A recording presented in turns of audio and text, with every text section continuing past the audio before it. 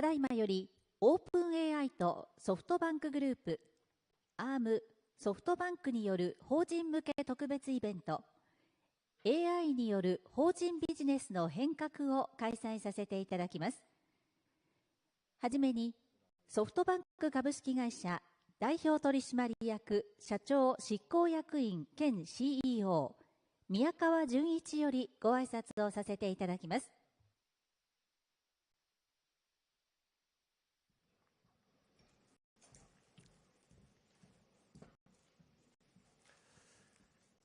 いつもたくさんのお取引を頂戴しておりまして、大変お世話になっておりますソフトバンクの宮川でございます。本日は日本を代表する企業のトップの皆さんと、ご覧のようにたくさんのメディアの方々お集まりいただいております。誠にありがとうございます。本日はですね、なんと日本の時価総額の半分を超える企業のトップの方々にお集まりをいただいております。我々企業が AI によってどのように進化していくのか、またいつどのように取り組むべきなのか、チャット GPT を皮切りにダリ、ソラ、O1、O3 のように世界中で一気に生成 AI を浸透させてきたオープン AI さんとともに、ソフトバンクグループ代表の孫さんとアームの CEO であるレネを交えたプレゼンテーションやトークセッションをご用意させていただいております。今まさに AGI と呼ばれる人知を超える存在へと進化しつつある AI でありますけれども、業務の助手としての範囲を超えて、業務を自律的に代行する AI エージェントへと進化しようとしております。私たち経営者は、この先を見据えて、AI による変革の時代に対して、柔軟に、そして積極的に対応していく必要があると思っております。本日のイベントでは、オープン AI さんによる AI エージェントのデモンストレーションもご準備させていただきました。進化を続ける生成 AI と AI エージェントが皆様のこれからの企業経営にどのような革新をもたらすのか、どうか本日のセッションが皆様にとりまして今後の経営戦略のヒントとなり、また新たな可能性を見出すきっかけの一助となることができれば嬉しい限りでございます。それでは孫さんにバトンを渡して、私からのオープニングのご挨拶とさせていただきます。本日はどうぞよろしくお願いいたします。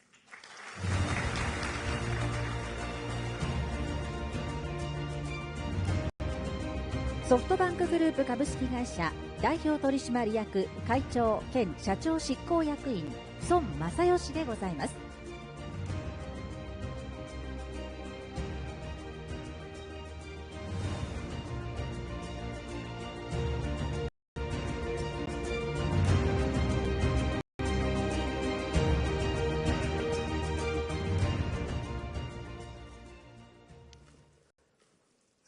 皆さんこんにちは、孫でございます。よろしくお願いいたします。今日はですね、先ほどオープン AI のサムと、正式に合弁会社について、調印をしましたので、覚書をですね、そのことの報告も含めて、発表させていただきたいと思います。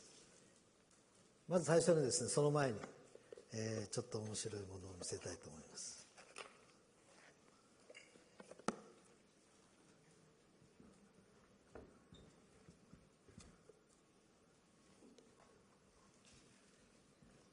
こちらです。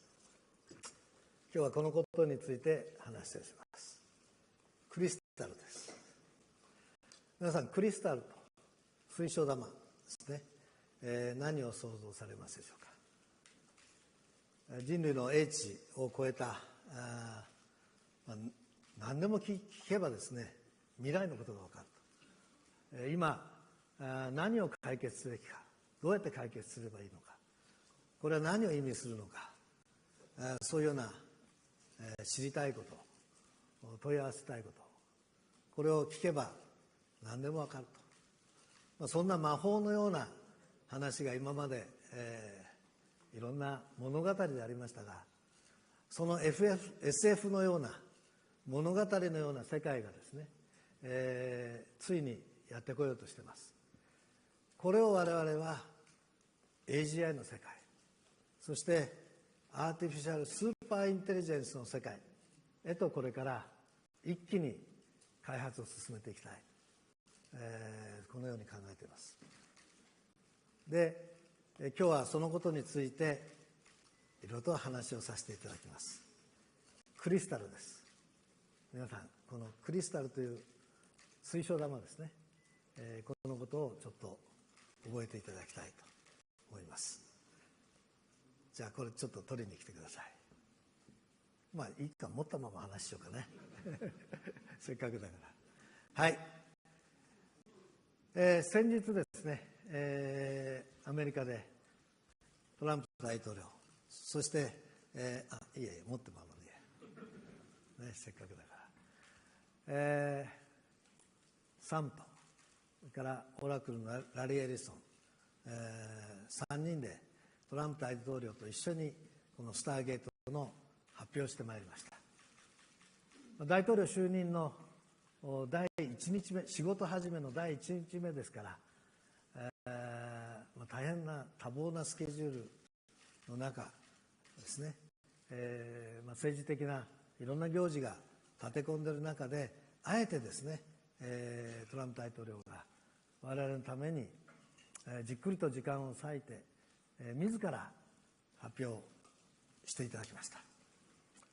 もはやこれはですね、アメリカにとってもですね、一私企業のイベントではなくて、国家を挙げた戦略的な大変重要なプロジェクトへと格上げされてきたんではないかと、このように思っています。これからですけれども、ぜひ楽しみにしていてください。必ず、大きなこれからのですね、100年200年300年の人類の未来に影響を与えるような、そのようなプロジェクトだというふうに思っています。それをですね、サムと我々とオラクル、資本の提供者としてはアブダビのですね UAE の MGX も含めてこれに参加するということになった。大変、ワクワクしております。スターゲートです。これからやってまいります。まずそのスターゲートですね、本当に近い将来 AGI はもう達成されるんじゃないかというふうに思っています。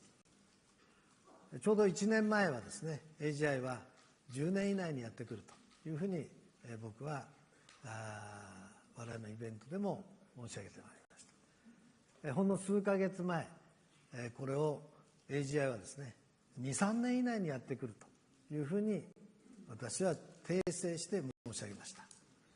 今ここにですね AGI は本当にもっとそれよりも早くやってくると実感しているということを改めてコメントさせていただきたいと思います。この AGI ですけども、今日の発表に関係あるんですけれども、これがですね、私は個人の世界よりも先にですね、企業、とりわけ大企業ですね、から始まるというふうに考えています。なぜかというとですね、個人の世界の中には千差万別、ありとあらゆる現象があって、しかもさまざまな理屈で言えないような感情の世界だとか、個別のいろんな例外的なものばかりがたくさんあります。それを世界中の人々の中でですね、万能の知恵を持つというのはなかなか大変なんですけれども、企業、とりわけ大企業、一つの企業あるいはそのグループに絞って限定して考えるとですね、圧倒的大量なデータがあるわけですね。この AGI 達成するためには、そのふんだんで良質な、しかもある程度限られた世界のデータがあるということが大変重要な材料になるわけですね。知恵を出すための材料として、深くて広くてリアルタイムで、しかもその企業特有のですね、一般のインターネットに流れてないような、その企業に特有の個別のデータがふんだんにあるわけですね。そうするとそのデータをもとにいろんなトレーニングをし、推論をしていくということが可能になるわけです。ですから僕はまず最初にこの AGI が実現されるのは大企業の中で最初に起きると。しかもこれお金もかかるわけですね。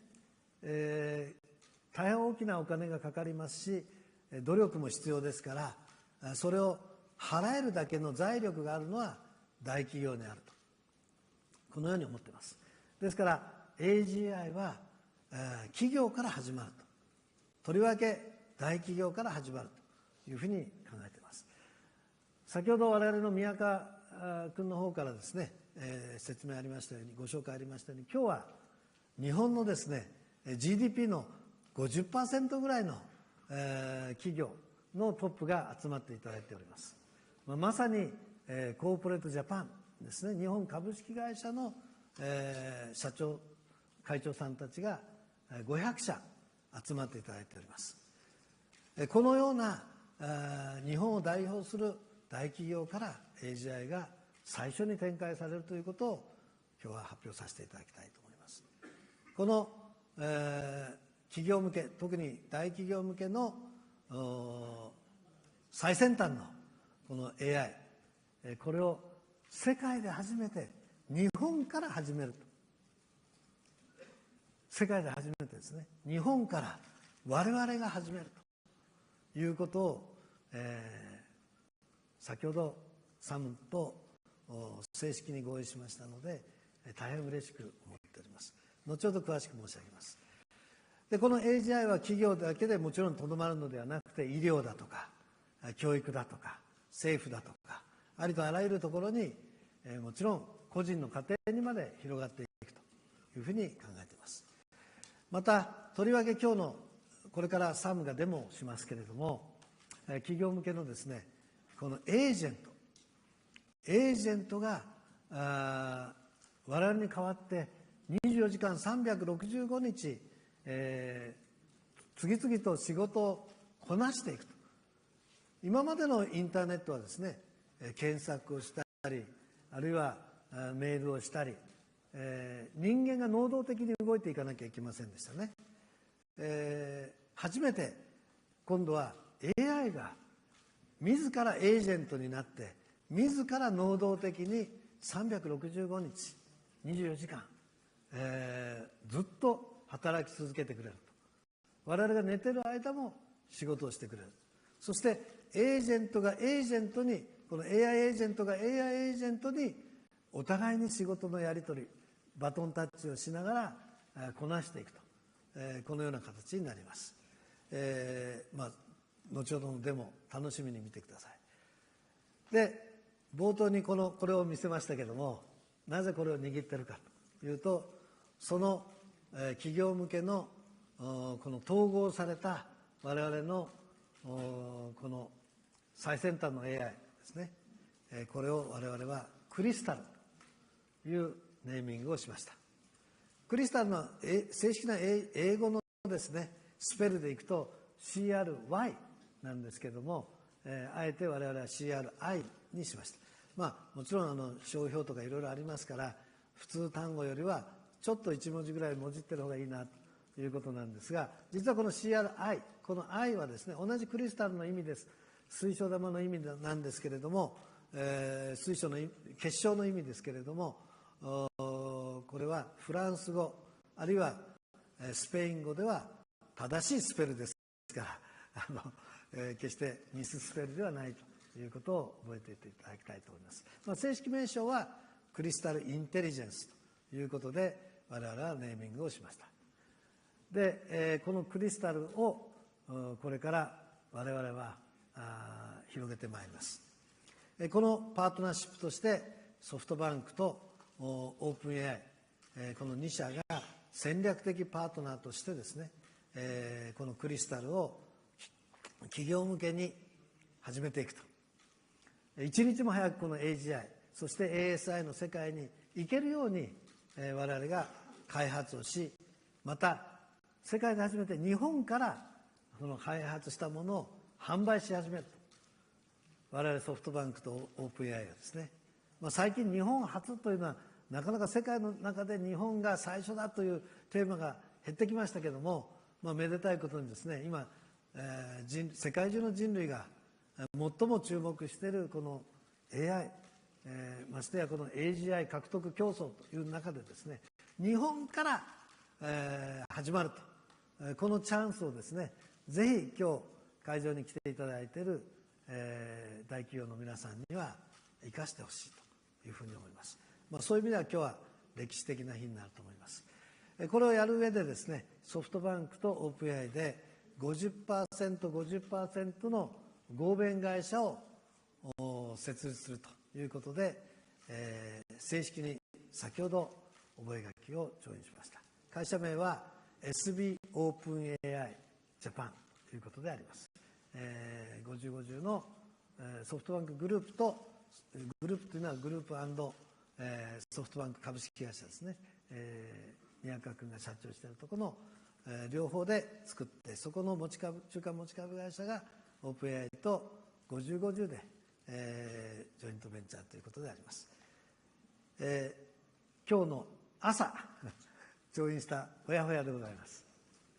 スターゲートの発表の時はですね、トランプ大統領との発表の前の日に、正式に、調印しました。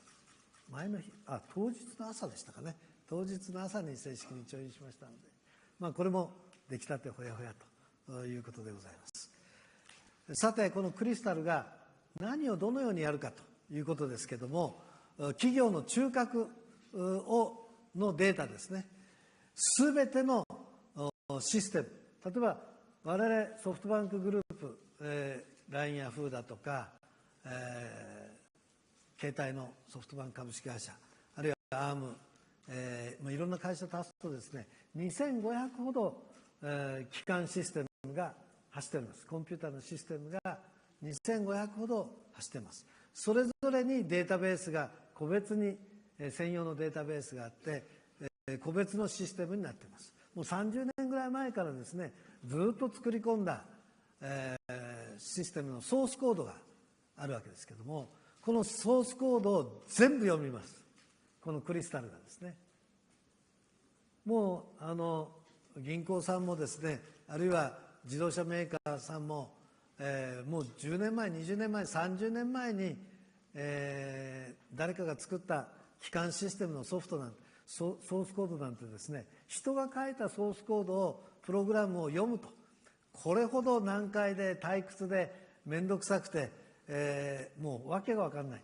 書いた人はもうとっくに引退してしまってる、聞きたくてもどういう意図で書いたのかよく分かんない。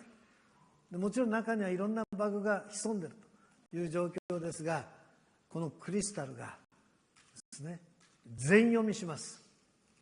すべてを読むと。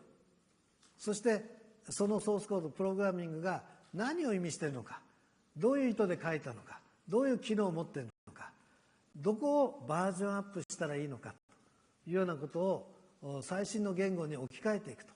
最新の言語でバージョンアップまで請け負ってくれると。もはやですね、人間のプログラマーがプログラムしていちいちバージョンアップすると、そんな時代は終わったということであります。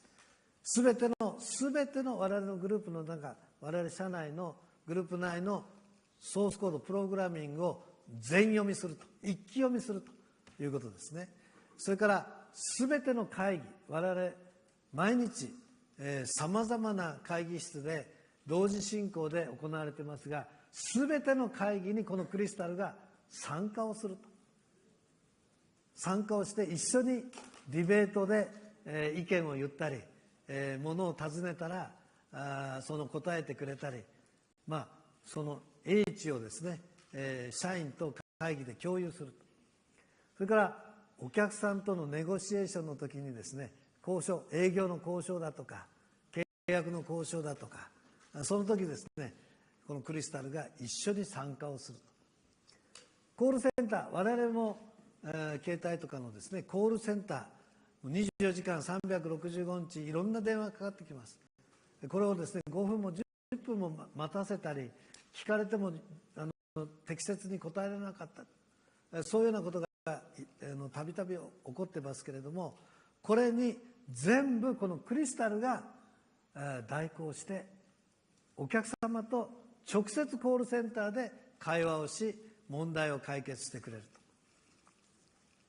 と。さらにですね、全ての資料、全ての社員の業務用の E メール、そういうようなもの、エンジニアリング部門であれば全ての仕様書ですね、設計図、そういうようなものを全部読み取ると。クリスタルがそこに参加をします。で、会議とかネゴになるとですね、今のこの会議の内容だけではなくてですね、前回の会議、3年前の会議、交渉の経緯、そういう長期記憶というのが大切になるわけですね。今プロンプトして、いろんなことを尋ねるのですね、プロンプトエンジニアリングとか言ってですね、上手に手に歯を入れてですね、質問をすると、その上手に聞いたら初めて答えてくれるというような、これをプロンプトエンジニアリングとか呼んだりしてますが、もうそんな必要はないと。今何を聞きたいかということをいちいち詳細に言わなくても、あの件どうだっけというハイレベルで聞けばですね、いや前回の時の流れからこうです、しかも今日起きたばかりのニュースによって影響を受けて、このように正しい確率論としては変わってますというようなことをリアルタイムで刻々とバージョンアップし、また過去の長期記憶も全部踏まえた上で正しい判断をしてくれると。これすごいですよね。我々部下が出張したり、変わってしまう、辞めてしまったりと、この長期記憶がパサッとなくなってしまうわけですね。自分だけでも自分の部署、違う部署との長期記憶とこれやり取りとありますけれども、これからはこのエージェントに加えて長期記憶というのが大切になります。ここで大きな勝負になるんですが、このクリスタルはまさにその企業における長期記憶も全て踏まえた上で正しいアドバイス、正しいネゴ、これをやってくれるということになります。長期記憶を覚えててください。エージェントが大切になるということを去年から僕は、今年からエージェントがキーワードになると、 AI エージェントになるということを言ってまいりましたが、まさに今からこの後サムがデモをしますからぜひ見ていただきたいと思うんですけれども、その次、これから先、エージェントの次は AI エージェントの次はこの長期記憶というのが鍵になります。で、実はですね、長期記憶についての基本特許を取れてるんですね。10年前に僕が出したんです。これさっきサムにね言ってたら「えっ?」とか言って驚いてます。でもっと言うとですね、 AI の専門家はもう今一番中心に使っているこの強化学習という AI の基本の考えがあります。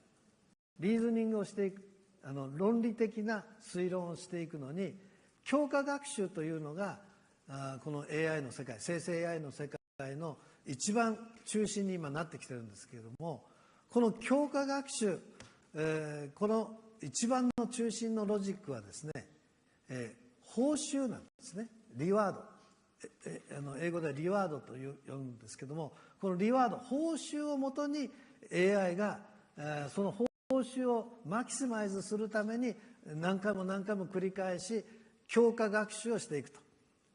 例えばイルカがですね、芸をしたら報酬として魚をあげると。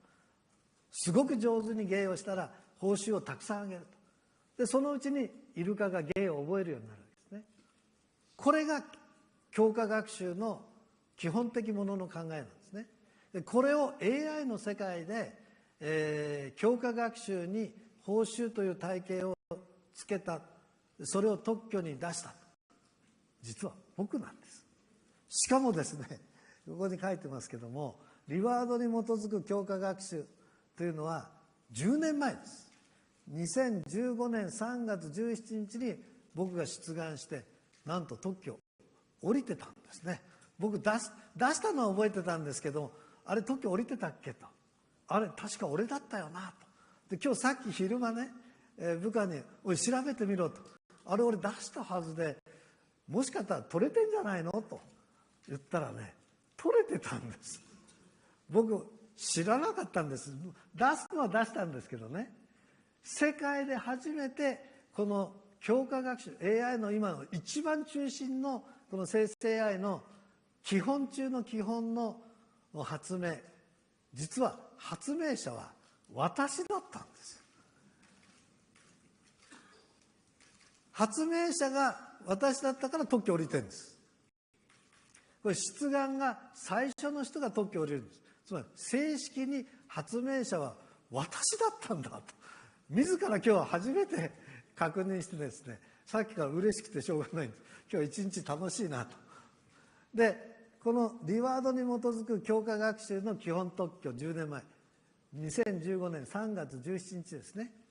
さらに長期記憶の感情に基づく重み付け、長期記憶の一番基本特許になるこの部分も同じ2015年の6月17日、そして、長期記憶のインデックス化、これもですね、同じく今度は翌年ですね、2016年5月13日、この三大基本特許3つともね、もう特許が降りてたんですね。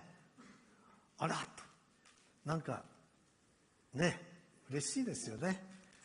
特許でね、お金どんだけもらえるかとかそういうことじゃなくて、自分が発明したものがね、人類初だったと。しかも今ね、この一番この、生成 AI、 これからのあと10年生きてるんです。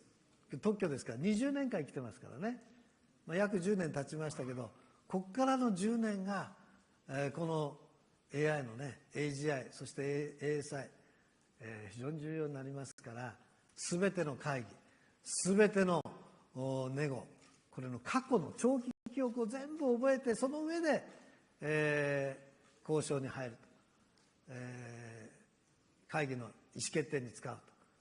これね、日本の我々が持ってる特許ですからね考えてみたら面白いなと思います。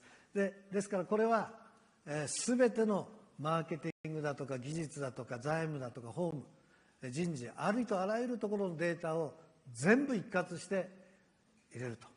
クリスタルがそれを全知全能のですね、その企業の知恵として大脳としてですね、まさに包括的に請け負うようになるということであります。これを世界で初めて日本から我々がオープン AI とソフトバンクグループが一緒にやると。我々グループにはもうたくさん何百社というふうにあります。携帯のお客さんも何千万人いますし、我々のソフトバンクのグループにですね4000万人だかなんだかそんな感じですけれども、あとペイペイもですね7000万人ぐらい今お客さんがいます。また LINE もですね1億人ぐらい、毎日デイリーアクティブで9000万人ぐらい活用しています。1日あたり10億本ぐらいなんか LINE のメッセージがアクティブに動いています。これにエージェントが、我々のエージェントが入って、でこれを全部をですねグループをまたがって、今までグループ間のですねヤフーと LINE が統合して ID をどうやって統合するんだとか、ものすごいお金とかかって大変なんですね。その ID の統合の作業をプログラミングで人間がやろうとして、ものすごくコストも時間も手間もかかってたわけですが、もういらないと。いやクリスタルが全読みすると。クリスタルが全読みして ID の統合なんていちいちそんなシステムで面倒くさいことをしなくてもやってくれると。グループの企業またがって、しかも営業だ技術だと異なった部署、人事の報酬体系も全部含めてですね、まとめて一発、このグループ内の大脳としてですね、クロスした、統合したこの大脳としてクリスタルが、全読みするということであります。で、お金かかります。大変なシステムになります。大変な頭脳になります。で、ソフトバンクグループがですね、オープン AI に対してこのクリスタルの開発と、そして、運用のための費用として年間4500億円、ドルでいうと3ビリオンドル、これを払ってまいります。ですからオープン AIね、よくいろんなニュースで、大変な設備投資してるけどもまだ赤字じゃないかと、大丈夫かと、儲かるのかと、回収できるのかという話がありますが、たった1社の契約で年間4500億入るんですよ。10社で4兆5000億ですよ。ソフトバンクグループのような会社、世界に少なくとも100社以上あります。100社入れると100個のクリスタルができるとですね、1個あたり、いわゆる我々のグループのような規模の会社であれば年間3ビリオンですから、100社で300ビリオンドル。300ビリオンドルっていうと45兆円ね。もうその頃になりますと、システム費用だとかいろんなものを足しても十分に利益が出るように、なるというふうに考えています。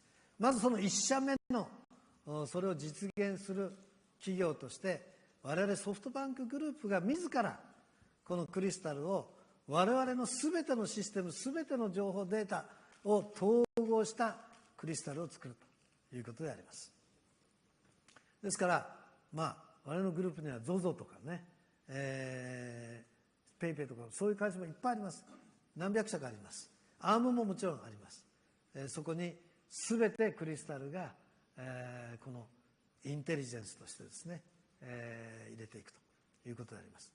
クリスタルです。覚えておいてくださいね。この戦略的パートナーシップとして、先ほど言いましたように調印しましたので、もう僕は嬉しくてしょうがないんですけども、最先端のね、今人類の最も関心のある最先端の技術で、しかも世界に類を見ない完全統合のですね、データによる企業内のこの超知性、これを作りに行くんだということであります。もうワクワクしてしょうがないですね。もちろんこのクリスタル今光って見えてますが、この中にチップが入ってるわけじゃないです。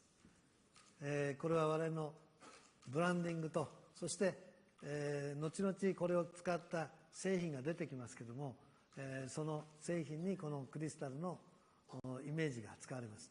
ですからこのクリスタルというこれはこの光って今見えてますけども、これ自体がチップじゃないです。なんかごまかしで出したなとかそういうことじゃなくて、これは我々のその企業特有のですね、ですから例えば今日でいうと自動車会社の A さん、自動車会社 B さんいます。その自動車会社の A さんの会社の中で得たデータ、得たインテリジェンスは B の会社の方で再利用されるわけではありません。ですから自分のところでエンジンを開発した、これクリスタルに全部データ入れるとですね、ライバル企業に自分のところの会社で学習された、知見、インテリジェンスがライバル会社に筒抜けになるんじゃないかと、再活用されるんじゃないかということはありません。あくまでもその企業に特化した、その企業にカスタマイズされた、その企業のためだけの、クリスタルになります。ですから皆さんがですねこれを何か心配して情報が漏れてしまうんじゃないか、再学習されるんではないかということではありません。したがってこれはですね、一社一社の企業に対してカスタマイズしたファインチューニングを行います。学習を特化させますから手間暇かかるんですね、導入に提供する側として。でまたこのエージェントをですね皆さんの企業に一番適したエージェントをどう設定したらいいのか、ソースコードをどう読んでいったらいいのかという作業がありますので、このジョイントベンチャーではですね SB オープン AI はこの企業向けのインテグレーション、そして導入販売をしますので1000名、今年中にですねソフトバンクグループからセールス&エンジニアということで、この導入のための作業、システムインテグレーションを行う1000名体制の1000人部隊を特化した形の部隊を作ります。この新会社としていきなりですね売上がまず4500億円というのは我々ソフトバンクが払いますから、このジョイントベンチャーに対してですね売上がいきなり初年度から4500億円、そして社員が1000名以上、もちろんオープン AI 側からもですねそのためのエンジニアが特化して入ってきますし、特化されたシステムのインフラが日本に作られます。例えば日本の通信のデータの秘密というのがありますが、法律で規制でありますから、日本の携帯とか LINE のお客さんのですねデータがアメリカのデータセンターで使われるわけにはいきませんから、基本的な開発はアメリカなんですけれども、そのトレーニングのファインチューニングですね、論理的な推論をするためのインフラは日本にこのスターゲートの延長としてですね、スターゲートジャパンのような形で日本にその AI のためのデータセンターを拡張して作ると。でその運用はオープン AI が中心になって行うと。もちろんその設置はですね我々ソフトバンクグループを挙げてオープン AI と協力しながらスターゲートとして延長してやっていくという形になります。また導入においてはですねいきなり50社も100社も手が回りませんので、エンジニアの数限りがありますので、まずは1業種1社ぐらいから絞って始めるという形になります。今日はいろんな会社さんに来ていただいておりますので、もしぜひ我が社で検討したいということであればですね、我々の開発陣容に限りがありますので、まずは1業種1社ぐらいから始めるということになります。ある程度ノウハウできたら別の会社に広げていきますが、その時にはその会社には先ほど言ったように知恵の再利用はされないと、学習されたものが漏れないというカスタマイズ専用のクリスタル、その会社専用のクリスタルになりますので、 A 社専用 B 社専用の別々のクリスタルになるということでご安心して取り組んでいただきたいと思います。実際のその興味があるという方はこの新会社 SB オープン AI にこれから担当つきますので、まずはですね今井宮川君の下に下というか会長ですかね、今井部隊があります。営業部隊ですね、そちらの方ですぐにフォローアップをさせていただきたいと思いますので、ぜひよろしくお願いいたしたいと思います。以上私のプレゼン終わりましたが、早速サムの方からですね、このサムが自ら、デモをしてくれますので、ぜひ一緒に見てください。サム。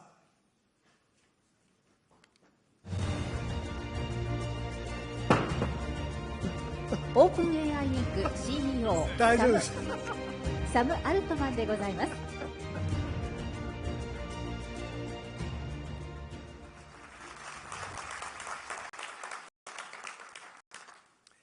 Thank you all for being here today. This is an important time in the development of AI. Progress is happening quickly. Models are getting better and better. We have a 5-level system of AI. We started with chatbots. Last year, we launched O1, our first reasoning model. This is a model designed to think before it responds. Just last week, we released O3 Mini to the world, another step forward. Reasoning is useful and exciting for a lot of reasons, but one of them is that models that can reason, models that can think and take multiple steps and deduct, pave the way for AI agents. Now, people have been talking about AI agents for a while. These are AI systems that can do work for you independently. Level 3. AI agents are designed to observe the world, make decisions, act on behalf of the user. It's like a real digital assistant, something that understands the world around it, so you can give it a task, a complex task. It can make thoughtful choices and take actions on your behalf. With ChatGPT, we say you could talk to it about anything. With agents, you'll be able to do anything. It's the next evolution beyond ChatGPT. And just like you, these agents understand how the web works. So we were able to launch our first real agent, Operator, recently. Operator can look at a web page, understand what's there, click around, and complete actions for you. It's like an agent that has control of, it can look at a computer screen and have control of the mouse and keyboard, and it can really do quite a lot. So we're very excited about this. It expands the usefulness of AI to touch anything you can do on a browser, and soon, a computer more broadly. Now, this is our first agent, but we have more agents to come. And today, we're excited to demo our next agent. This is called Deep Research, and we announced it earlier today from Tokyo. I think this is one of the best things OpenAI has ever launched, and it really points at what's going to be possible with AI agents. This can do complex research tasks for you. Tasks that might take 30 minutes, they might take 30 days. It's powered by O3. It's the first time that the outside world gets to use our O3 model. And it can browse the web, scan text, images, PDFs, much more, synthesize this, reason through it, and prepare a report for you. So it takes a while. It goes off and does all of this work. You can see what it's thinking about as it goes. It's different than ChatGPT, where you instantly get a response. Here, you start off a task, like you might give a task to a sophisticated coworker, and Deep Research goes off, thinks through it, gathers insights, gets it together, finds sources, and gets you a report. This is a system that I think can do, this is just an estimate of mine, but I think can do a single-digit percentage of all economically valuable tasks in the world. This is a huge step forward for AI, and it really gets at Masa's vision for what enterprise AI can look like. This is just the consumer version. There will be a stronger one to come. So synthesizing knowledge like this is a huge step forward. Like, you can now have an army of research assistants at your disposal to do anything you'd like. And we're going to take this much further. This is available today to professionals in finance, science, law. It's also useful for people that just need great research.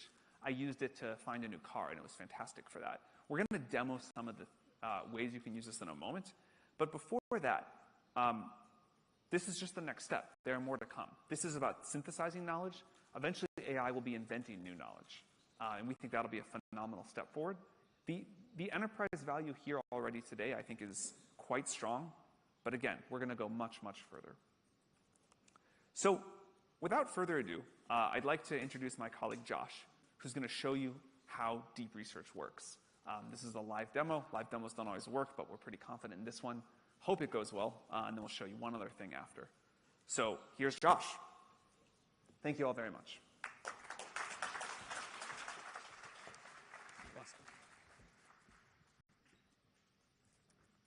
Thank you, Sam.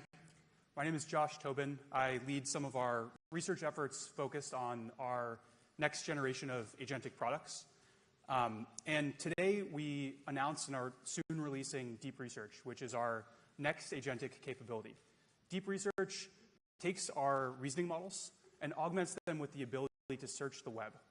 By searching the web and synthesizing the information they find, they're able to complete a wide range of tasks, all under the bucket of knowledge work. And because of this, we think that this is going to be a capability that unlocks many use cases across the enterprise.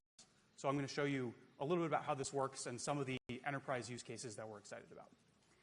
So let's start with a sales example. Suppose that we are an enterprising AI company, and we're hoping to sell our AI tools to companies to help them expand, and maybe expand in Japan. So I'm going to start by asking Deep Research, can you help me prepare a detailed report that explains how a potential partner of our sales team, in this case SoftBank, can succeed in the Japanese market using generative AI and agent technologies. When I send this query to Deep Research, it's going to come back and it's going to ask me a number of clarifying questions. And the purpose of this is that this technology really excels when it's asked to do highly detailed work that involves incorporating many requirements, synthesizing them, and pulling them together into one detailed research report so that the agent can use those requirements as it searches to build the best possible answer to your query. So I will just, you can provide detailed answers to these questions if you like, but you can also just say, make some good choices. And I'm going to send this off to Deep Research. Now, Deep Research takes a while to run, and that's a good thing.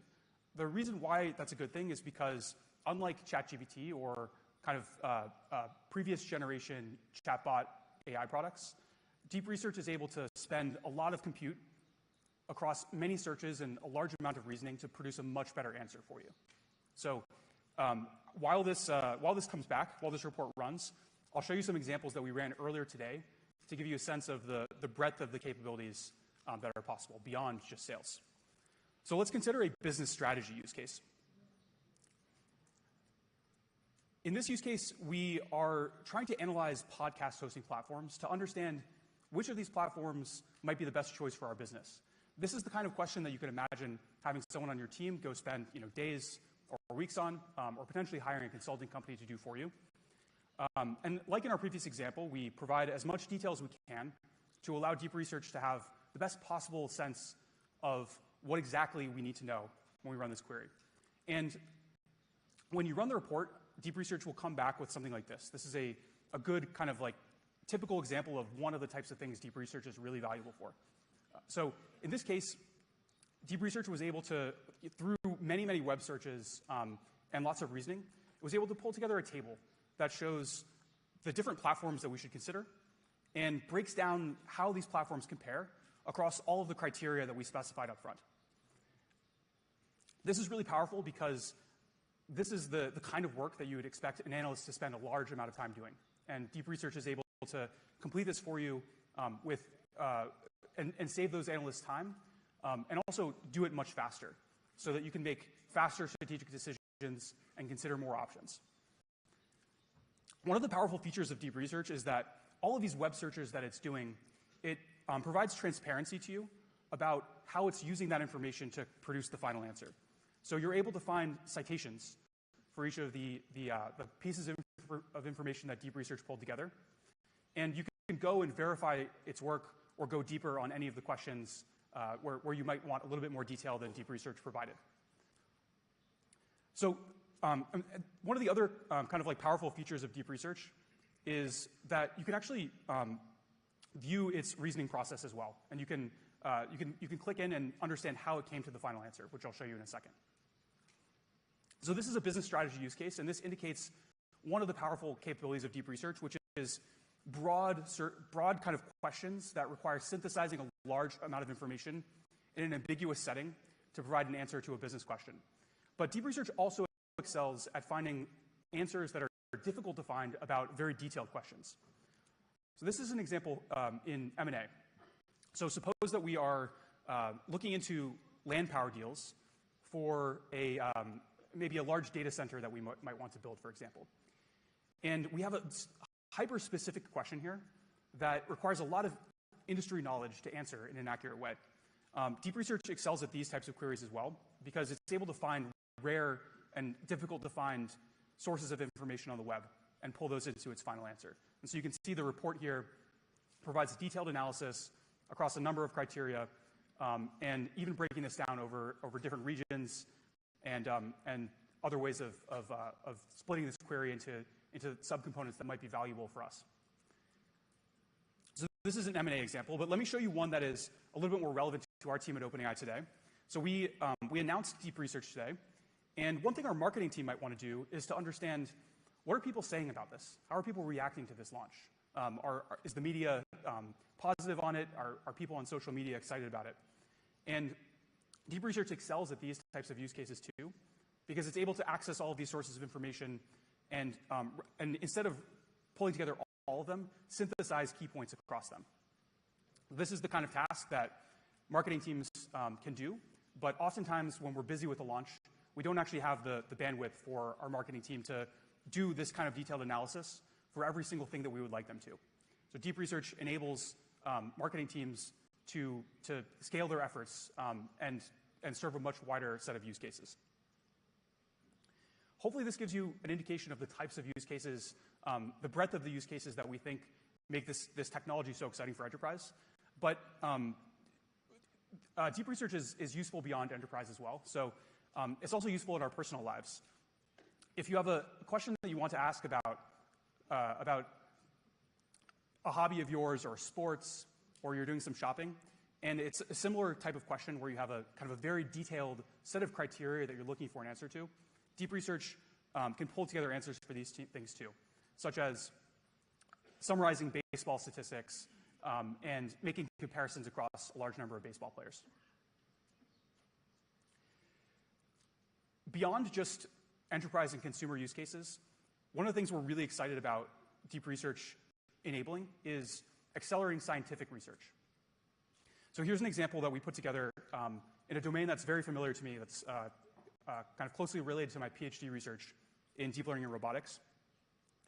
And the report that it pulls together, a lot of experts describe these reports as being kind of at the level of an advanced undergraduate or an early graduate student level work, because it pulls together many sources and summarizes them in a way that requires sort of sophisticated understanding of the nuances and the details between these different use cases.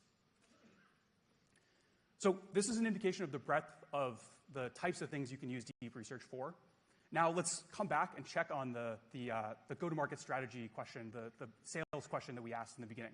But before we look at the final answer, just to show you kind of how much of a leap forward in capability this is, I'm going to try asking the same question to regular ChatGPT without using deep research. So conduct a detailed analysis. Actually, I will just jump in here and I'll copy the exact one so we can get a fair comparison. You can already see how detailed this report is. So we'll type in the same query. And the advantage of using a chat model over using deep research is that you get an answer much faster. So here we're going to get some, so here's kind of our ChatGPT model giving a high-level analysis of this strategic question. This is kind of the type of answer that you might expect someone who is thoughtful and has read a lot about SoftBank to answer kind of off the top of their head in a first pass. So if you want an answer fast, using chat models is a great way to do that. But if you want a detailed answer, then deep research provides a much better solution. And so you can see even just by the length of this, how much more research and work has gone into producing this answer. And the level of detail and insight that this goes into is far beyond what you can get out of the box from ChatGPT, including industry focuses, financing of these deals, business strategies. Each one of these claims, each one of these insights backed up by supporting evidence, just like an analyst that you hire at your own company would do. So this is an overview of how you can use deep research in enterprise use cases. And as you can imagine, this is only the beginning for these types of agentic technologies transforming enterprise. Giving models access to web search unlocks many use cases, but not all use cases. In enterprise, oftentimes the most valuable data is the data that you have in your company. So you can imagine us starting to expand this to accessing other types of information like internal information. And you can imagine these agents going beyond just synthesizing knowledge, starting to create knowledge or take actions in the world as well. So that's the roadmap of where we're hoping to go with this technology. And so from there, I'll hand it over to Michael to talk a little bit more about how enterprises can start to customize these applications and how we think about that ourselves. Thank you.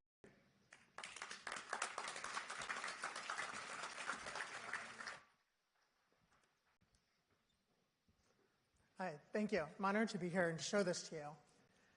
So 2025 is the year of agents. But what does that mean? We're all sitting in this room right now, not pulling out our phones and typing into deep research or ChatGPT.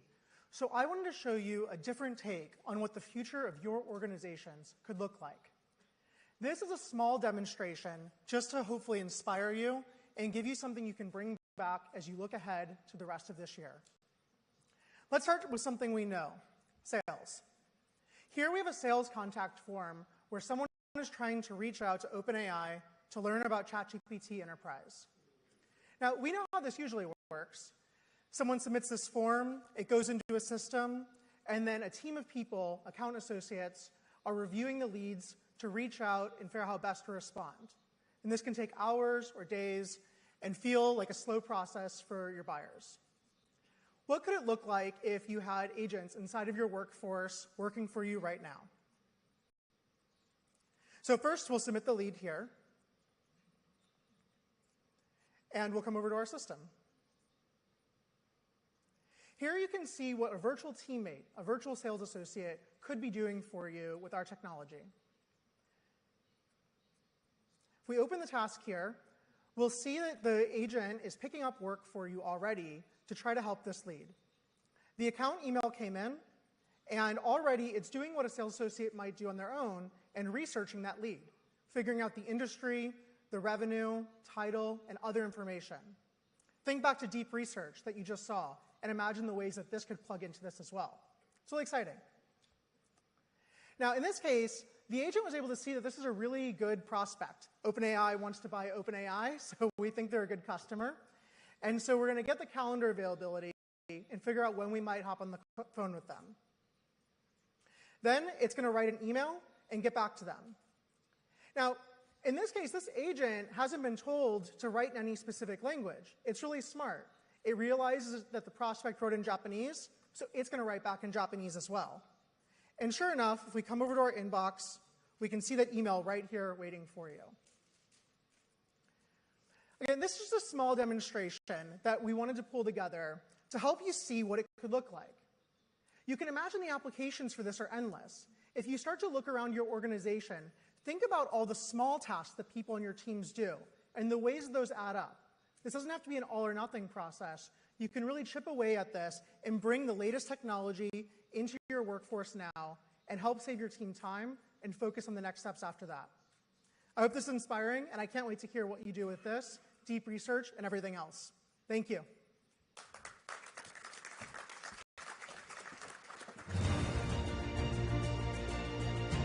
ARM CEO レネ・ハースでございます。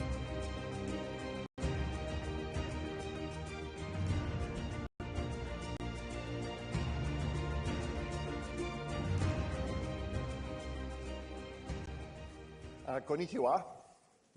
Very nice to be here today and speak with you about ARM and how we fit into everything going on with agents and the things that Masa and Sam just talked about. Now, I think you may know ARM well, but just to remind everyone about our company, we are a compute platform with unmatched scale. Since we were started in 1990, over 300 billion chips have been shipped with ARM inside. No compute platform even comes close.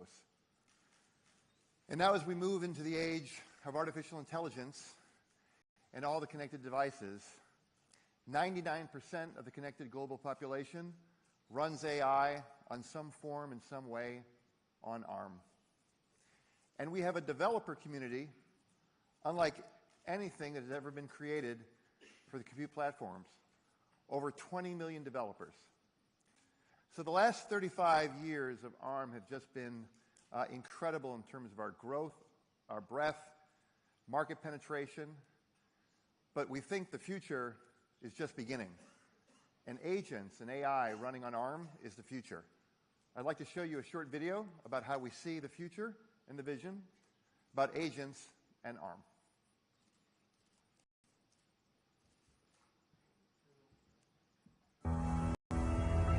AI agents are changing how we live every day. They help us shop, book, drive, stay healthy, and even build the technology of tomorrow. And at the heart of it all, ARM's compute platform. Shopping is easier than ever. AI agents running on ARM know what you need, find the best deals, and even let you walk out without stopping at a register. Reservations, adjustments, and even remembering your favorite lunch spot, handled instantly. All so you can focus on enjoying the moment. Making driving smoother and safer. Helping you navigate, park, and even take the wheel when you need it. And it's all running on ARM.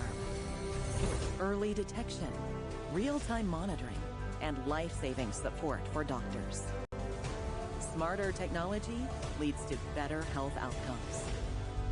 AI agents don't just run technology, they help build it. ARM-powered AI is transforming how developers code, test, and create. From how we shop to how we move, eat, stay healthy, and create. AI agents are changing our lives. The future of AI is built on ARM.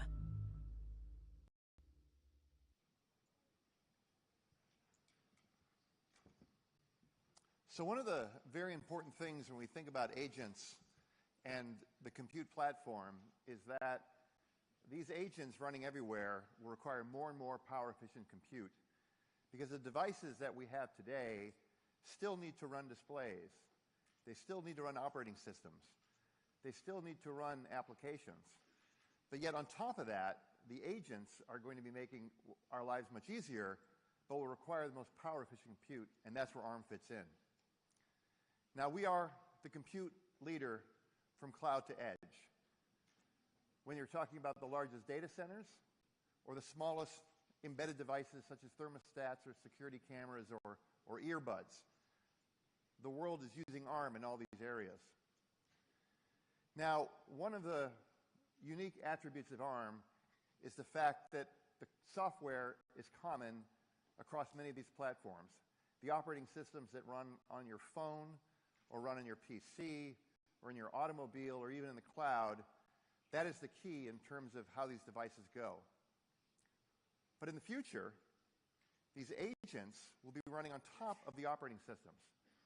So some of the very interesting demos that we just saw really begins to abstract away some of the things that are going on at the software level. Now, that is magic to the user, but it takes a lot of hard work to really make it all go. And one of the things that ARM brings to this problem is a solution we call the ARM Claddy AI libraries. And this allows the agents to just work. That is, for the developer who's writing the agent to be able to write it in such a way that knowing that whether they're running it on a phone or a PC, the data center, a car, it's just going to run.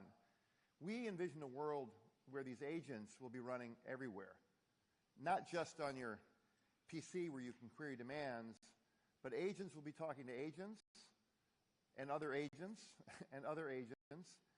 And Our job at ARM is just to make that very easy for developers and make it very power efficient. So I think the future is so bright for this technology. I just want to bring Sam back up here for a moment and just chat for a second, because I think when we look at the future of agents, Sam, you showed some pretty cool demos there. I can imagine a world where the agents are just not running on a sophisticated device, but probably almost every device you can think of. Yeah, I think the network of agents will be the next thing we talk about, and it'll run in the cloud, on device, sort of all over the place. But that seems like it's going to be pretty incredible. Now, I don't want to put you on the spot here, but go ahead. Every time we chat, you say, hey, I have this really cool new demo I need to show you. And just looking at this deep research, when do you think we see a world of agents talking to agents across embedded devices? Technically, it should be capable now if you could run a big enough model on device. So it's a better question for you. All right, we got to get the hardware ready. Yeah. But I think it's one of my biggest surprises about AI over the last few years has been how much we're able to do with a small-ish model. Distillation has just been incredible to watch. So I am optimistic that every device in the world is going to be pretty smart. Yeah, the future could not be more exciting. Thank you. Thank you. Thanks all.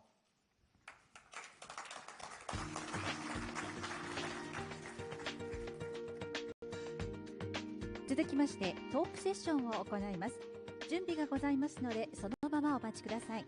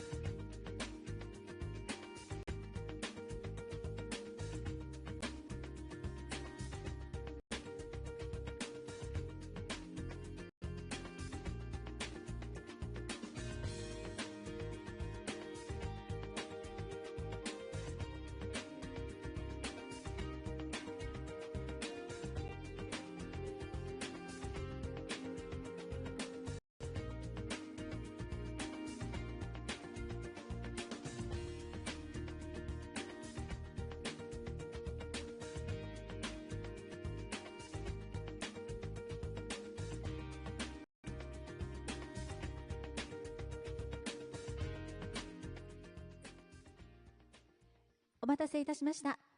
ただいまよりトークセッションを始めさせていただきます。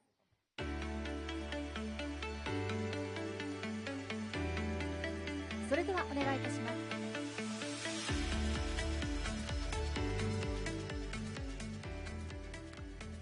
どうもありがとうございました。今からサムとちょっとフリーディスカッションをしますので、いっぱい知りたいことがあると思いますけど、質問の時間というより僕が代わりに皆さんに代わって、たくさん聞きたいであろうことを今直接サムに聞きますので、楽しみにしていただきたいと思います。サム Great demo. Thank you. Great demo. I'm glad you enjoyed it. Yeah. Great.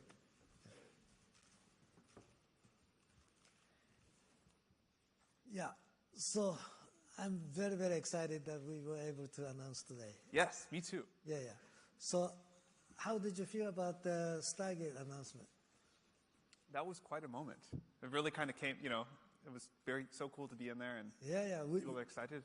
We were talking, can we really make that happen? Yeah. It really happened. Well, we've been talking about doing this for so long that to finally get it all done and Yeah. get it out into the world, I think is wonderful. Yeah. And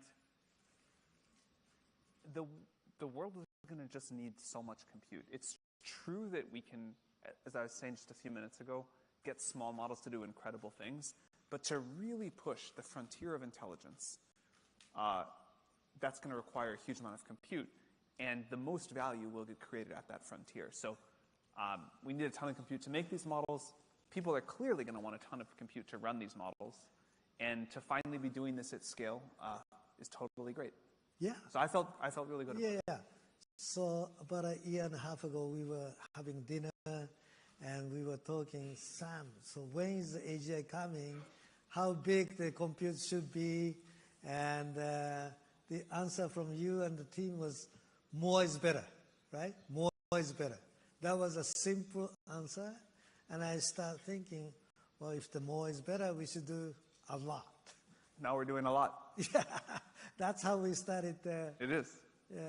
So it was not limited amount of compute. The more is better because more brain is definitely better, right? Some people say, oh, you can do small, compress, but that's small.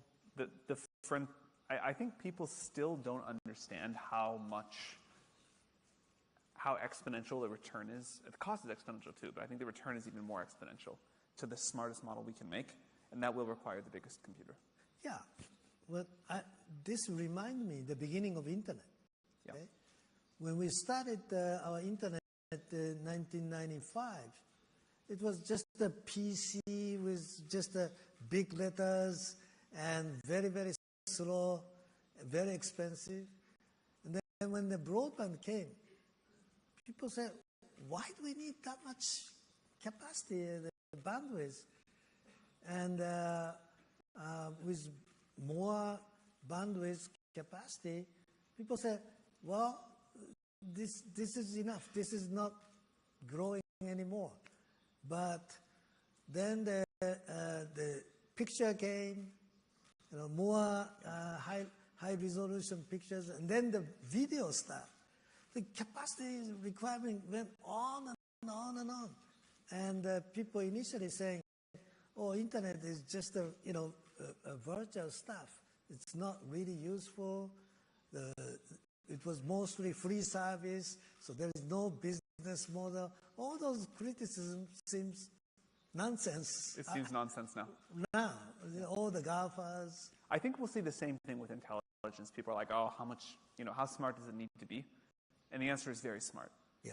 And people use a lot of it, and they'll be generating tons of video and solving really hard problems, and everything will be really smart in the world. So, yeah, your model is actually improving quite a bit, right? Yeah. Like 10 times a year, kind of, model. What's your measurement? Very roughly, it feels to me like this is like a not scientifically accurate. This is just sort of a vibe or spiritual answer. But every year we move one standard deviation of IQ. Also, every year the cost of last year's intelligence falls by about a factor of 10. Yes. Yeah. So per chip-wise, cost become 1/10, meaning we can have, with the same budget, we can have 10 times more chip, right? I think this is, yeah, totally. But also the algorithms get more efficient too. So Yeah. this compounds itself. The rate at which this is happening, I think, is easy to take for granted. In 2018 and 19, we had GPT-1 and 2, and people looked at them and it didn't feel that serious. GPT-3 came out. I think that was the first time some people noticed. But GPT-3 barely worked. And if you go back and play with it now, it's like using, I went to one of these old computer museums recently, and I got to use a Xerox Alto. I think it was 50 years old. And, you could see kind of how it did some stuff, and there were the inklings of a modern computer in there. But it was 50 years ago, and it now feels like a 50-year-old computer. GPT-3 is only a few years old, and it feels, ancient. If you use it now, it feels like this joke. ChatGPT is only about 2 years old. Came out the very end of November of 2022. GPT-4 didn't come out until March of 2023, I think. And if you just look at the progress here, how quickly the model's gotten better, and also how quickly the models have gotten cheaper. Yes. It really points, if we can stay on that curve, it really points to an incredible future. Yeah. To me, it seems like your model is improving like 10 times a year. And the performance, actually, chip itself, with Jensen's effort, the industry effort, is becoming 10x. And then with the Stargate, we are actually increasing the number of chips 10 times like a year. So 10 times 10 times 10 is like a big number. 1,000x in a year or two. And then the next year, again, we have another 10 times 10 times 10. That's another 1,000. So 1,000 times 1,000 is a million x. So if you do once, twice, 3 times, 1,000 times 1,000 times 1,000 is 1 billion x, right? So people may say, well, with the recent announcement of DeepSeek, oh, they can sort of mimic or and try to catch up. You know, a year later it comes out, it's so much cheaper, but you are still going ahead dramatically more with this 03, 04, maybe sometime soon. So people don't realize the level of exponential, right? It is hard to really feel the exponential when you're living on it because you can adapt so quickly, but we clearly are on a very steep one. It's amazing, amazing. So like a billion X is coming in just a few iterations. But think about next 10 years. It's going to be amazing super intelligence, right? That people cannot imagine I think so. today. Yeah. Because people tend to think linearly. When exponential comes, it goes beyond people's imagination. I think so. Yeah? You are front runner of that. It is hard to really feel that, but I have learned over my career again and again and again, you just have to trust the exponential. Yeah, We're not built to conceptualize it, but you just have to trust. So you are still excited the level of innovation yet to come. It's not reached More than ever. Saturation. No. We're going to look back in a few years at 03 and be like, man, can you believe how bad that was? Yeah. Yeah. So people think, oh, bringing agent, prompting, oh, that's too difficult, not for me. But actually, this level of innovation make it easier, right? The user don't have to really do implementation by themselves. Yeah. It comes more and more friendly. Like we are talking here with the voice and looking at the eyes of each other. We start talking with our artificial intelligence with voice and the eyes. Totally. Right? It's amazing how much value people have gotten just out of a text box, but the world is not just a text box. Right. So we will add all of those things. Yeah. Like talking to this crystal. There you go. Right? You just talk and it sees you, it sees your face, and it understands the tone of the voice. And like we are communicating, it will basically communicate with the voice and the emotions and the surrounding, looking at by itself, right? Talking to us. Yeah. That's really happening very, very soon. I think so. Yeah, well, some people say, oh, Stargate, too much CapEx, how do you bring the money? Masa, do you have enough money, right? So what do you think? We still need a lot of capacity, a lot of, upside potential to get the technology out of it, right? Yeah, it's, again, this is the point I was trying to make earlier. I think the returns on linearly increasing intelligence are exponential in terms of value. So pushing each bit we can push the intelligence of these models further, there's so much more value created in the economy. And yes, it takes a lot of CapEx, but the revenue goes like that too. Yeah. Well, our mutual friend Elon Musk said, Your mutual friend. He says, Masa, do you have enough money? I will tell you, we will make it happen. we are not the bank, but we are Softbank. I have no doubt. we will make it happen. So Now, the Stargate have to also expand into Japan because of the regulation. We have to respect the national security, the privacy law, blah, blah. Yeah, SoftBank is building a big data center here. Yes, yes. So we're going to expand Well, excited to run on that. Stargate into Japanese infrastructure also, right? So, well, the innovation, center of innovation is happening, the training, main brain is happening in the state, but there are other peoples in each country, there are other cultures, national securities. So I believe we should expand this, not just Japan, to the other sovereign respect to their culture and their national security, right? So we certainly do want, we started obviously as an American effort, but our mission has always been AGI for all of humanity. And we really want to find ways that our systems reflect all of humanity and the different values and cultures and languages. I was amazed, when I took a picture in some part of Japan and say, do you know where it is? And actually, the O1 at that time said, oh, this must be this place. And I said, how did you understand? Did you use a GPS? Well, it says no. I did not use GPS. I look at the stone and the moss on the stone and how the stones are stuck each other. It must be this culture in 500 years ago in this historical location. It has right on. Pretty good. I was so amazed. I got blown away. How could Sam know Japan in this? Oh my God. It's so smart. Amazing, huh? So the inference, right? Prediction, inference, not based on all the detailed data, but guessing and guessing, make it right on in the historical landmark. It's fantastic. Amazing. I got blown away. It even understood my joke.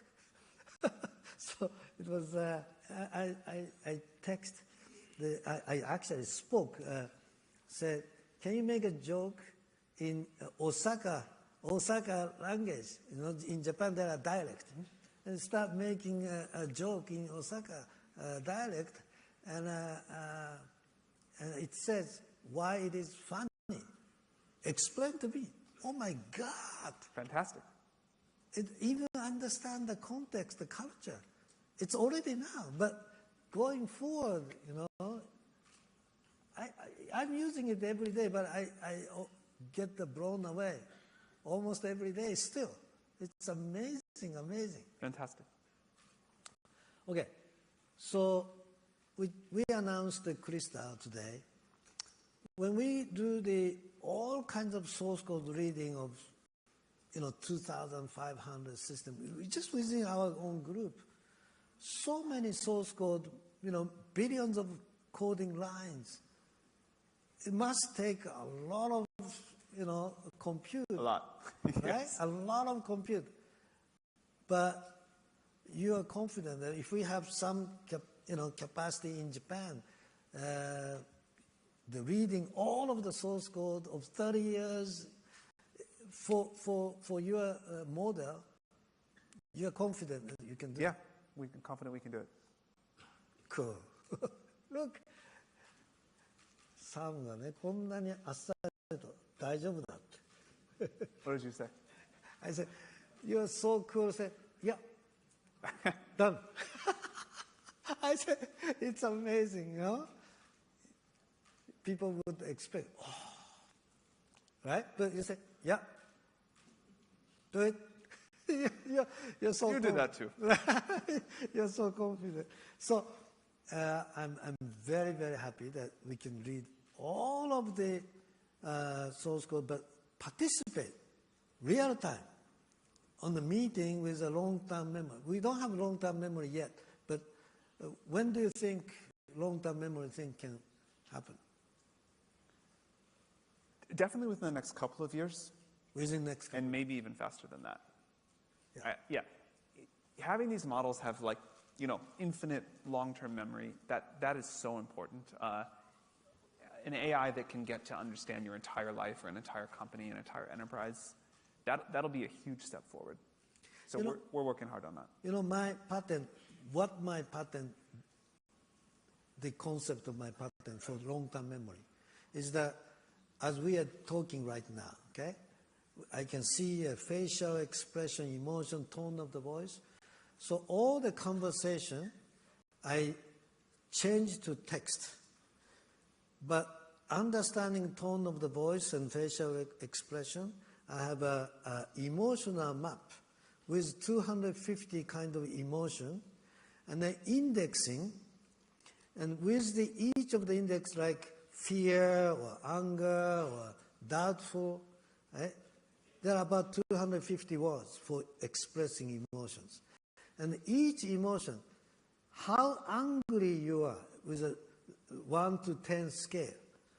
If you are so angry or so doubtful, 10 or 3, I put the index of the strengths of that emotion, analyzing 250 emotion and the strength of the emotion, and make it into a numerical index.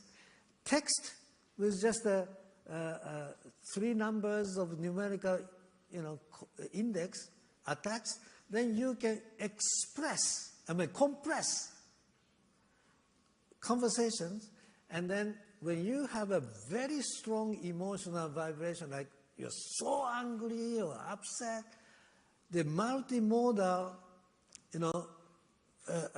understanding, like including video, capture the whole thing, captured and stored as a long-term memory. But if you're saying, hey, good morning, good night, like driving on a commute, everyday drive, you're supposed to forget the traffic light or the car passing by. Human brain forget all of those. Otherwise, our capacity of the brain explodes. So you compress all those not important ones, but the one with a surprise or a big emotional strength, that's the one you, without too much compression, you even capture and store the multimodal video and voice and sound, everything, okay? So like, you're 3 years old kid, birthday, you're supposed to remember that, right? It's a happy moment for the family. So it will automatically capture and store the multimodal data. So that's a long-term memory. And the key is the level of surprise or level of emotion with the index with so emotion, the human communicate with emotion, not just the text, like I like you, or I like you, or I like you. Completely opposite meaning, right? So the tone of the voice, facial expression, and then if you put the index, that makes the compression and long-term memory.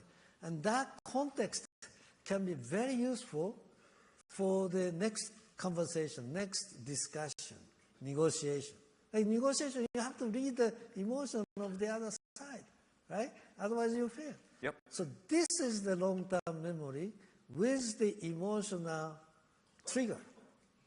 That's what I filed 10 years ago. It should be useful very soon, right? Very soon, yeah. I think, I don't know this, but I think that AI that has emotional expression, so not just like texting in a chatbot, but when you see the motions of like a rendered video avatar or something, that's gonna hit us more than we think, and we're gonna have to develop some new societal guardrails for it, but it'll also be tremendously exciting. Yeah, our friend Johnny is supposed to make He'll figure it out. such a terminal, right? Yeah. I'm very much excited to see that. So if we have all this, the data and long-term memory and so on, we need lots of capacity, but also latency become very important. Like a call center, customer care call center. We have to have an instantaneous response. Are you confident, let's say in Japan, with this so much enterprise mission critical? Are you confident? You know, I used to worry about that a lot, but even if you use our voice mode today, Yeah, it feels like talking to a real person. It's quick. it's very, very good now. So I think we'll be able to solve this. Yeah, only several months ago it was still lots of Yeah. Today, you know, like even last night I said, wow, It's very good now. all three meaning, you know, wow, it's so fast. So the latency is now about 100 millisecond or what? Something like that, right? Something like that. A little bit Yeah. more maybe, but it's quick. Yeah, 100 to 200 milliseconds. Human conversation is about 200 milliseconds, I think. Okay, so 100 millisecond to 200 millisecond is almost human interactive, and you can even still, you know, interact. You can interrupt. That works well. That's the key, Yeah. right? Because human also interact, and it's really happening. So you are confident. Even the model trained in U.S. and Japan with the Stargate Japan, you know, center, the response of all this real time, you're confident. Yeah, obviously we'll have to run the model for very low latency things closer to where people are going to use it. But as you said, we can train in the US. We can run a lot of things from the US, especially where it's thinking. And then some use cases we'll have to put out towards the edge. Yeah. So whatever non-national security kind of thing, you can still do in the US. And national security and privacy things can happen locally in Japan. Yeah, we can certainly deploy models around the world. Yeah. So we would allocate 1,000 sales engineers To the new, with this new, Yeah. you know, joint venture. Those guys have to do the implementation setups to each of the systems to establish the agents for each task. So explain a little bit more about how the agent works. Is it a single task agent or a very sophisticated agent or what? So there will be generic agents that consumers use. And those can do powerful things, like we just looked at deep research browsing the web. But what you might want for your companies, or I think what everyone will want, is an agent that can act with as much context and information and power as an employee at the company would have. And so you need to connect it to all the systems. You need to give it all a knowledge base. It needs access to the code. It needs to understand how the company works. And that will take a lot of customization work for each company. But think about what can happen once you have it. So someone builds this and integrates it into, you know, let's say into Softbank. And let's say there's Softbank and then there's some imaginary competitor that hasn't done this. Softbank can now do so much more. Yeah. And so once you've integrated AI into the workforce, and you have all the power of that, and it's not just the deep research browsing the web or a coding agent writing generic code, but fully integrated into the company, that's going to be very powerful. Yeah, the company with Crystal, the company without Crystal is like a machine gun and a sword, right? That's a No, we shouldn't. That's a maybe wrong example, but the one with the best tool, the one without, is dramatical. It's like a country with electricity with no electricity, right? Yes. The country with automotive and bicycle. It's a huge difference in the productivity. That you think will happen again here, right? Truly. I think it will be, I think it is one of these moments. You mentioned swords. I collect sort of ancient technological artifacts. And during the Bronze Age, one of the things I have is a sword from the very beginning of that. And they were able to not just forge the blade, but also cast the handle. And so you had swords that had a metal handle that was sort of attached to the blade. And what that meant is you could swing, rather than the people that just had a forged blade and a wooden handle, which if you swung would broke, so you just had to jab. And it's an example of technology giving this decisive edge all at once. And in a matter of a few decades, I think it changed Europe. I think AI is a technology on the order, on this order, and companies that don't integrate it will have a hard time competing against the companies who do. Yeah. So not just a company, but a recent example with DeepSeek as example. Now, you care so much about the protecting human security and not to make dangerous output. You try to not to answer the wrong way, because that can dramatically make dangerous decision, blah, blah.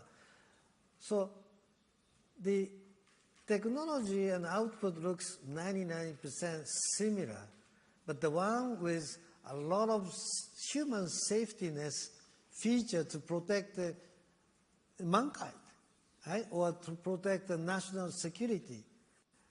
Like a debugging, it's a lot of effort for the last 1%, 2% fine tuning, right? It is, yeah. Society's gonna have to figure out what the boundaries are here. We do care a lot about it, and it is a lot of effort to get that right, but people are happy to use it once we do. Should be, right? And I don't want to go into politics that much, but depending on the country, there are very dangerous situations could happen if they use wrongly. Yeah. Right? It could be a trigger of very bad future for mankind. Like a very fearful wars. I think we'll get it right. I think we collectively will get it right. Yeah. Well, you care a lot about that.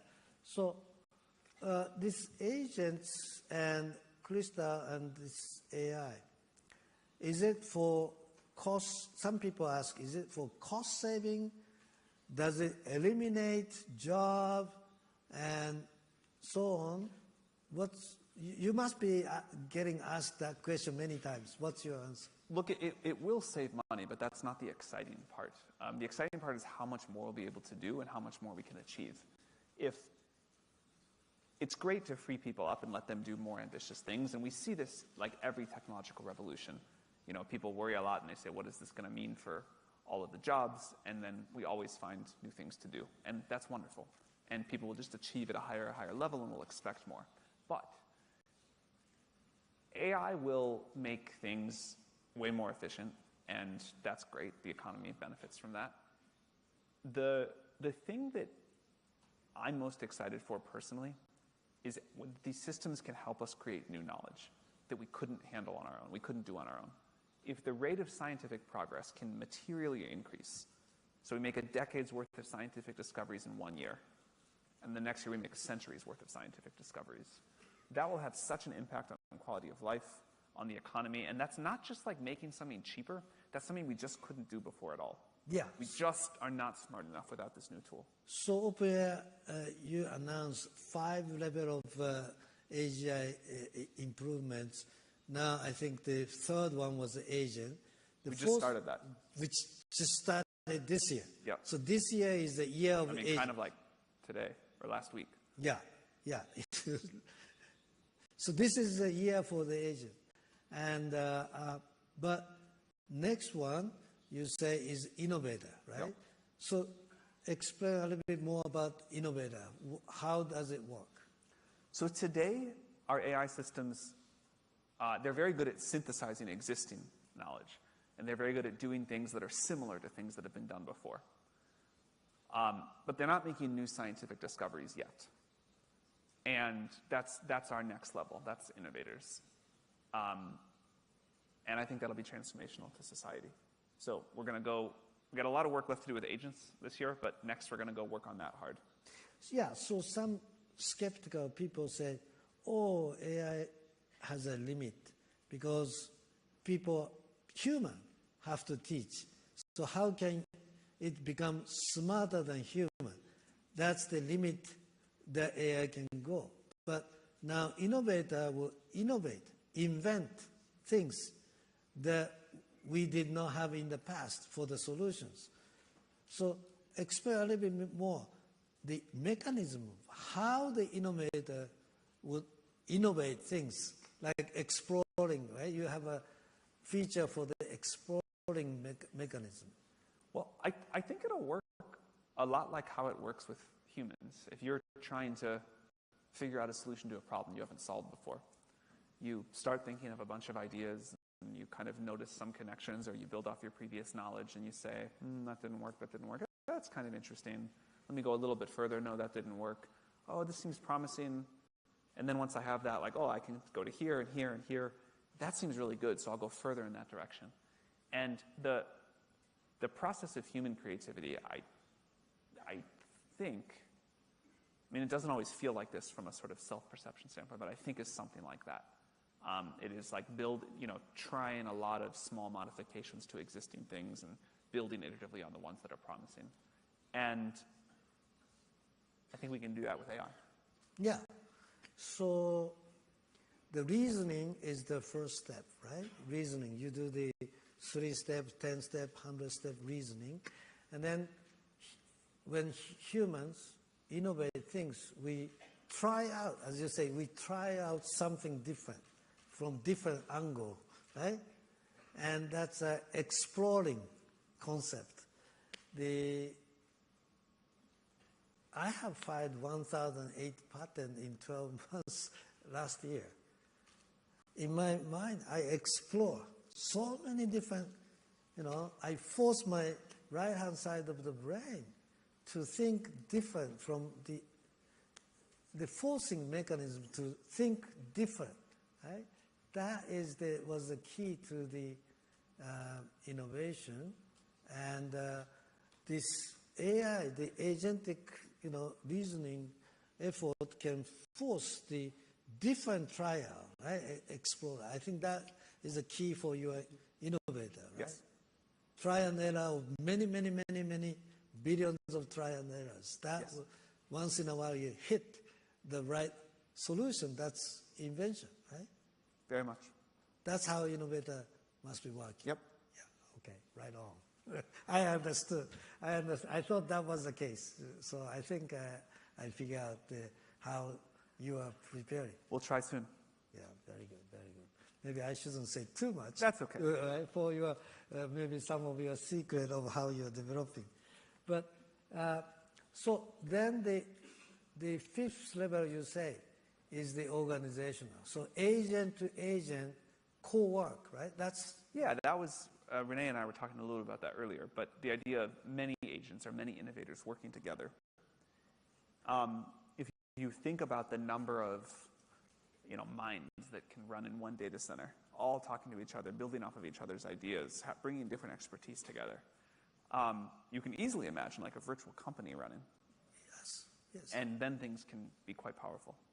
For our Crystal for SoftBank, my image is to create a billion agents just internally for SoftBank, because we have 100 million accounts for Line, 40 million mobile customers, 70 million PayPay, the users. And so if each one of those accounts, each one of those functions have 10 functions, 100 functions, each function should be able to allocate agent doing a simple task, right? So instead of making two sophisticated tasks with one agent, you allocate a simple task, many. So that's why I have an image of a billion agent just for our Crystal inside SoftBank Group. That's a lot of agents, but capacity-wise, it shouldn't be a problem because each agent is an integration of simple tasks, right? Our computer is very good at that. Again, I think we have a lot to learn here, but directionally, I agree, and I think we'll figure it out. Yeah. So that's my internal image goal. I want to have a billion agent with Crystal just within our internal use. Okay? Once we have perfected that experience, then we can, be an evangelist to the other customers. This is how we improved our efficiency, and they can utilize that. That's the image I have on Crystal. The direction, that's what you think is... Yeah, let's go do it. Yeah, let's go do it. Let's go do it. Okay, so we have just a few more minutes. What about the cyber security? Now, there's always bad guy, right? And try to attack, to do something bad for the other people, intentionally or by mistake. We have to protect. More and more people's life depend on this super intelligence. Yeah. How do you? As AI starts to get really good at programming, clearly it's going to be used for cyber attacks. And so cyber defense is something we need to stay ahead of. I am optimistic that AI can contribute a lot, but it is harder to be on defense than offense. So I think you bring up a great point, and the world has got to start to take this very seriously quickly. Yeah, because there's always bad guy. It's a big risk. Yeah, I'm optimistic too, okay? So there are, 99% good human. There are always 1% bad human. And, it's the, continuous, endless effort to protect 99% good people from 1% bad guy. But with the innovation, level of innovation that good guys continue to try to do, together with innovator of our super intelligence, there's always, a solution improved. Like when we have automotive, motorization, there's a car accident, blah, blah. We human create regulations, the etiquette, morale, our custom, learning. I think that's why you say the regulations, the healthy regulation is always needed. Not too much restriction. Innovation should be, given opportunity, but still we have to have healthy regulations, right? Your comment? We do. I strongly agree with all of that. Yeah. People were surprised when you said, oh, our industry needs regulation. People did not expect.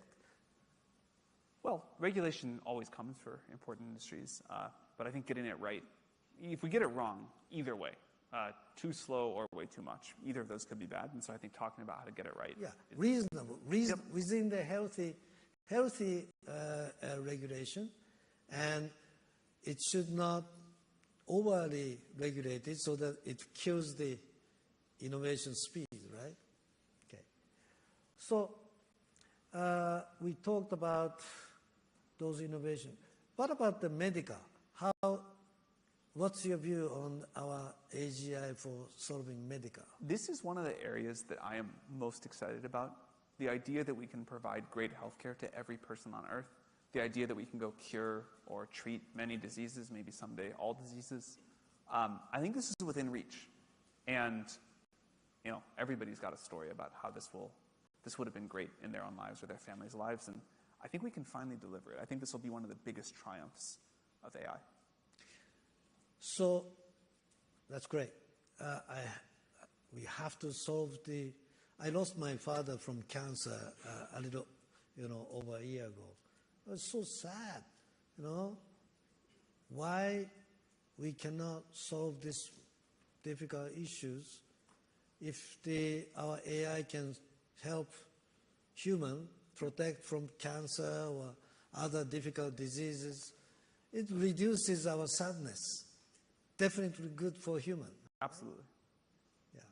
Well, how about robotics? You love robot. I love robot. One of your favorites. Yeah. Look, like everybody, I've wanted robots for a long time, and it's always felt difficult.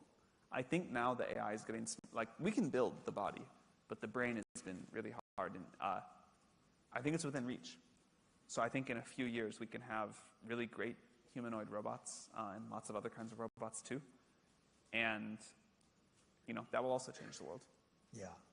So we humans don't have to do dangerous jobs, the hard job, sweating job, boring job. And people say, then what's left for human to work? What's your comment on that? We always find new jobs. We always find new jobs. Yeah. If you think about many of our jobs in this room today, if you were a person 500 years ago or 1,000 years ago, that person would look at what we're doing and say, that's not really work. You know, they feel very busy, they feel very important, but they're not doing that to survive. They're playing a game. They're, you know, doing it for whatever reason. And I hope that we look at people in the future like that. Yeah. And that with AI taking care of many of the things that happen today, the people in the future do more interesting things, and we say, like, you know, that's so ridiculous. Why do you need a whole galaxy? Yeah, totally agree. What about education? In the beginning of your introduction of ChatGPT, many schools try to prohibit the use of ChatGPT to their kids at the school. And what did you think? Was your comments? Well, I understand why people looked at this and say the whole world has changed, and, you know, students can have ChatGPT write a paper for them, and what does that mean? But very quickly, teachers and administrators who had banned ChatGPT said, wait, that was a big mistake. We're going to go the other direction. We're going to go all in. This is the future. Students need to learn how to use it. We're going to change our whole curriculum. And now it's like part of education. Yes. And it's delivering amazing results, and I'm sure that will keep going. Yeah.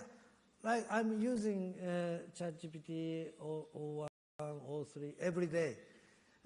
More I use it, actually my brain start thinking your conversation, like we are conversation, brainstorming with ChatGPT or 01 or 03. Actually, your brain start to function more. Kids can learn more instead of some people say, oh, with this, the kids will no longer study. I think it's completely opposite, right? I agree. Yeah, it's been, I mean, definitely there are some kids who try to use ChatGPT to do as little work as possible. But on the whole, I think people are going to learn more, achieve more, be capable of more. Yeah, like debating, you learn more by discussing, right? By discussing, by debating. For sure. And this is just it's part of the world now. This is how people are going to do everything. And it really is amazing to watch young people use ChatGPT. It's like a completely different way of working on problems than I grew up with. Well, we talked about emotions, okay? So,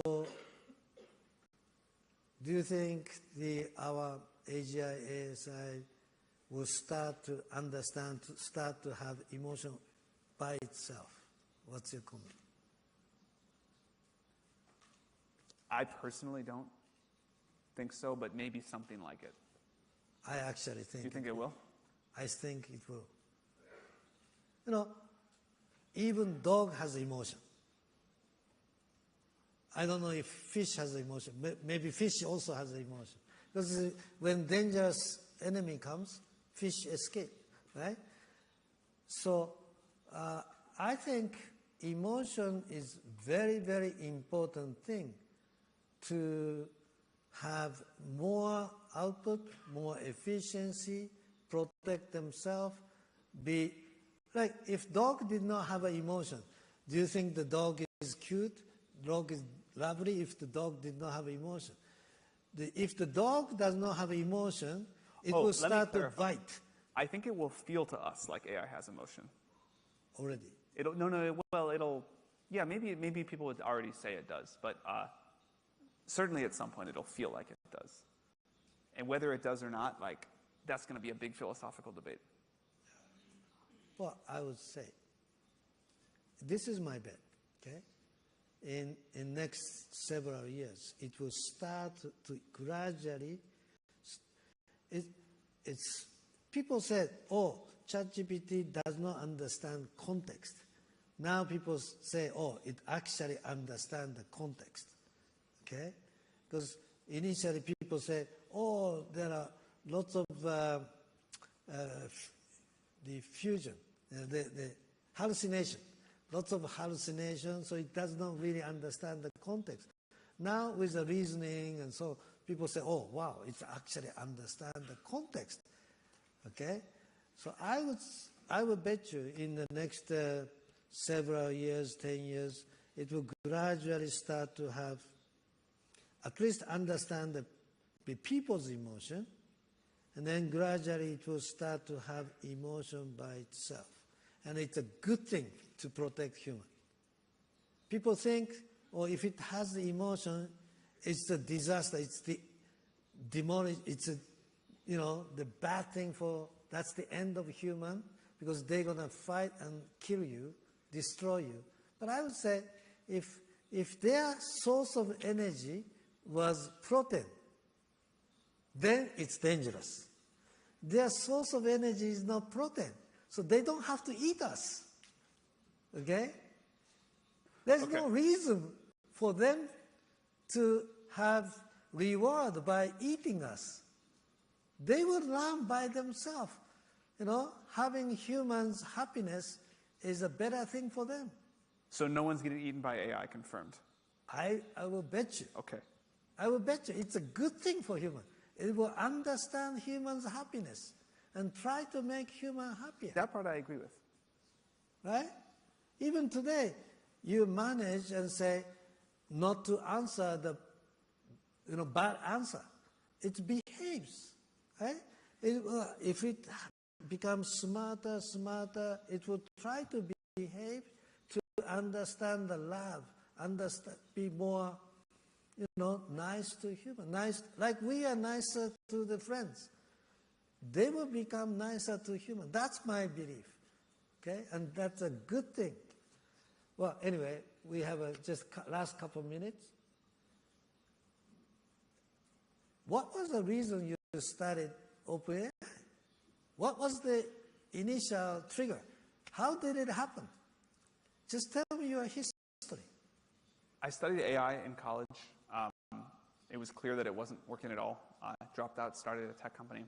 Always sort of someday hoped I would get to work on AI. Even as a little kid, I was obsessed with AI. I was a big sci-fi nerd. And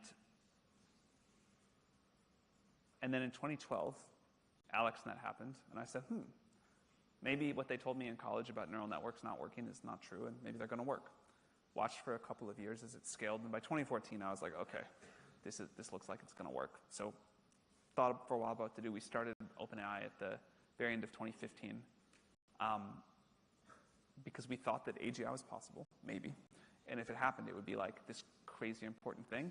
And at the time, people thought we were totally crazy. It's only 10 years ago. But it's hard to overstate how not even out of the mainstream, that we were like fringe for believing this was possible. But we decided we would start pushing on it. And it has been the most exciting, fun, cool adventure I can imagine. Yeah. So you, when I met you, when you were younger, you were the president of Y Combinator, and you start talking about this, AI, and become, like a human, like AGI as a goal. And at that moment, I immediately said, I believe you, right? I remember. You Your remember? office in Tokyo. Yeah. 2017. 2017, you said that you want to go for AGI, this 2017. And I immediately said, I believe you, I want to invest, right? I remember.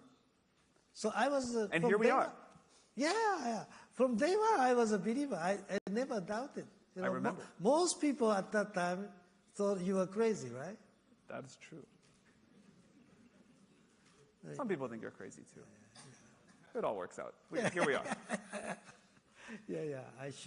I should have forced you to accept my investment. Well, now we did it. Yeah, now we did it. Never too late. Never too late. Well, we covered a lot. I think people have a better understanding, and you are big shareholder with this organization. Is non-profit organization, and your original passion to make people happier. That's still true, right? Yeah, very much. Fantastic. Thank you. Thank you. Thank you. Fantastic.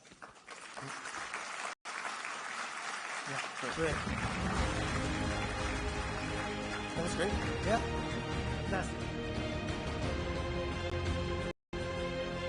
以上をもちましてオープン AI とソフトバンクグループ ARM ソフトバンクによる法人向け特別イベント AI による法人ビジネスの変革を閉会とさせていただきます。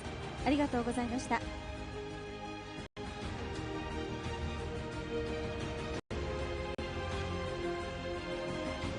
なお本日は大変多くの皆様にお集まりをいただきましたので、お座りのブロックごとにご退席の案内をさせていただきます。案内があるまでそのままご自身のお席でお待ちくださいませ。ご協力をお願いいたします。またお使いになった同時通訳のレシーバーはお席に置いたままお帰りください。でははじめにスクリーンに表示いたしました会場前方の左手 A ブロックの皆様、どうぞご退出ください。